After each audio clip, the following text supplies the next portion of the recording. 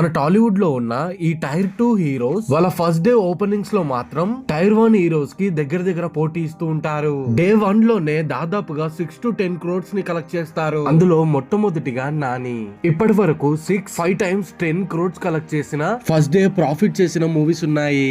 నాగ చైతన్యకు 4 movies ఉన్నాయి. Vijay దేవరకొండకు 5 movies ఉన్నాయి.